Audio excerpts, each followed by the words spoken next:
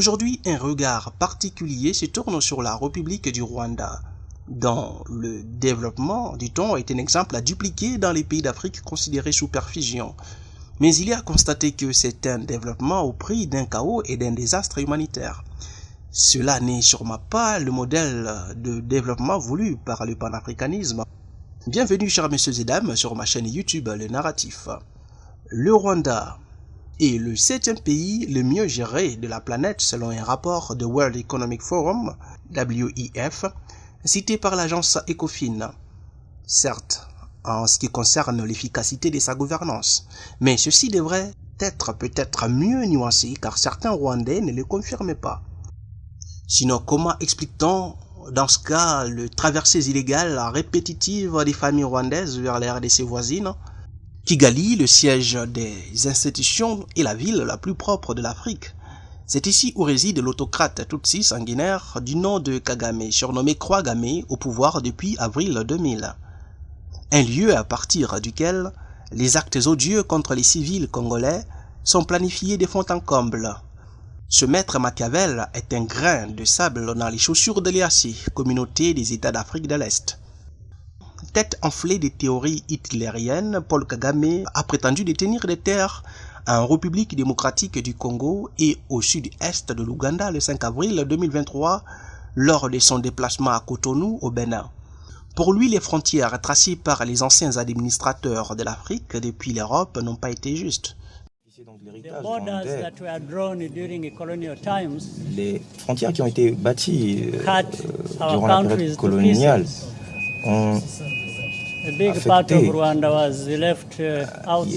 on va dire divisé nos peuples. Il y a une partie donc du Rwanda qui a été donnée à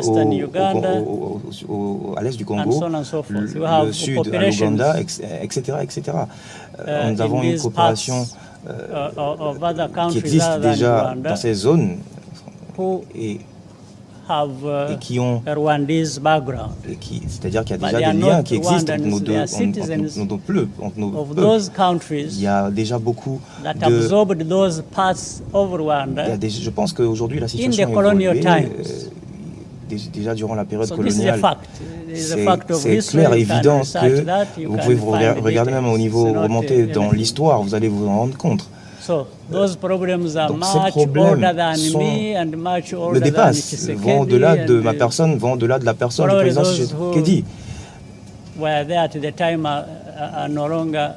Je pense même que toutes ces personnes qui étaient vivantes à cette période-là ne sont pas. Une prétention qui a tout de suite été balayée du revers de la main par Kinshasa. C'est lui qui est à la base de la situation d'insécurité en l'Est de la République démocratique du Congo. Je me ferai l'économie de vous rappeler les RCD, les CNDP, les M23, les M23 et tous ces groupes proxy qu'il a toujours utilisés. C'est parce que justement nous avons détricoté chaque point de sa stratégie des manipulations mensongères qu'il pense aujourd'hui pouvoir orienter les débats autrement. Il ne nous trouvera pas. On voit bien que Paul Kagame fait les tout pour justifier son agression à l'est de la RDC et qu'il développe une certaine obsession pour les ressources naturelles de ces pays. Le Rwanda a une terre favorable pour l'agriculture et l'élevage, mais n'a pas de métaux précieux stratégiques. Du coup, il vient piocher en RDC un scandale géologique qui lui sert des bonbonnes d'oxygénation. Sans la RDC et l'aide de l'Union européenne, le Rwanda va s'étouffer et ça, Paul Kagame en a bien conscience. C'est pour ça qu'il utilise la force brute. Parfois, il cherche la sympathie du monde en faisant porter le chapeau à la France pour les génocides qu'il a lui-même laissé se produire. Tout en accusant Agathe Habyarimana, en exil, l'épouse de Juvenal Habyarimana, l'ancien président rwandais, tué aux côtés de son homologue burundais Cyprien Ntaryamira dans un crash d'avion le 6 avril 1994. L'appareil Falcon 50 a été abattu par 2 missiles solaires. Des Français avaient aussi perdu la vie dans cet incident. Le président rwandais est à son tour accusé d'avoir préparé et exécuté les génocides ayant fait 800 000 morts en 100 jours. Curieusement, tous les anciens collaborateurs de Kagame qui souhaitent témoigner contre lui dans cette affaire des crashs disparaissent. À l'instar de Patrick Karegeya, ancien chef des renseignements extérieurs du Rwanda, retrouvé mort le 1er janvier 2014, étranglé dans sa chambre d'hôtel en Afrique du Sud, dans le district de Sandton, où il était en exil alors qu'il avait basculé dans l'opposition contre Kagame. Ce dernier a une faible tolérance à l'opinion opposée. En 2017, il a fait arrêter Diane Rwigara, très influente, qui a tenté en vain de participer aux élections contre Paul Kagame. Cette critique a été flanquée en prison, chargée d'inciter à l'insurrection et accusée de falsification des documents. Sa mère Adeline Rwigara a également été emprisonnée pour incitation à l'insurrection et promotion du sectarisme. Le programme d'installer l'empire Imatutsi dans un pays qui n'est pas le sien commence à se préciser. Il opte visiblement pour la logique des grands remplacements pour arriver à ses fins. L'élite rwandaise s'y met à fond et appuie des rébellions dans la partie orientale de la RDC. Elle leur apporte un soutien logistique et humain pour insuffler la peur au sein des habitants de l'Est du Congo. Des vols de minerais ont été signalés dans cette partie. Dire que le Rwanda figure parmi les pays exportateurs du cobalt n'étonne personne. Les petits États voyous s'est fait de la thune à travers les minerais extraits du pays des Lumumba. Paul Kagame le pion sur l'échiquier de l'impérialisme occidental est au-dessus des sanctions et des embargos. Pourquoi? Est-ce parce que c'est un bel élève de l'Ouest et qu'il serait en train de faire correctement son job? Pendant ce temps, l'on déplore en RDC plus de 10 millions de morts et plus de 500 000 femmes violées. Paul Kagame a eu un plus grand rôle à jouer dans cet holocauste, comme il en a eu dans les génocides du Rwanda en 1994. Les voix se sont levées au Congo, certains parlementaires européens conscients ont dénoncé cela. Les Nations Unies ont appelé Kigali à cesser toute forme d'hostilité à l'égard de sa voisine, la RDC. Et c'est une interpellation des façades. L'ONU manque-t-elle de fermeté à l'égard du Rwanda, car Bunagana et autres entités du territoire de Masisi en RDC sont toujours sous contrôle des rebelles du M23, mouvement du 23 mars parrainé par le Rwanda. Paul Kagame attaque sans vergogne les Congos sous couverture du mouvement terroriste, le M23 constitué des Congolais anti-régime et des Tutsis rwandais majoritaires dans les mouvements. Mais quand on l'interroge là-dessus, il nie toute implication et prétend qu'il s'agit plutôt d'une guerre congolo-congolaise. Pourtant, au Rwanda, des étudiants et des prisonniers ont été enrôlés des forces pour intégrer l'armée, puis envoyés combattre dans l'est du Congo aux côtés du M23. Certes, ils ont pris le contrôle de certaines entités, mais un désastre militaire est à signaler au sein des troupes rwandaises. Ainsi, ils ont échoué la progression vers Goma, chef-lieu de la province du Nord Kivu. Les médias qui jouent le rôle de haut-parleurs pour l'autocrate de Kigali continuent à distiller la campagne militaire. Kinshasa et Kigali se sont livrés à une guerre des informations et une guerre psychologique sans précédent.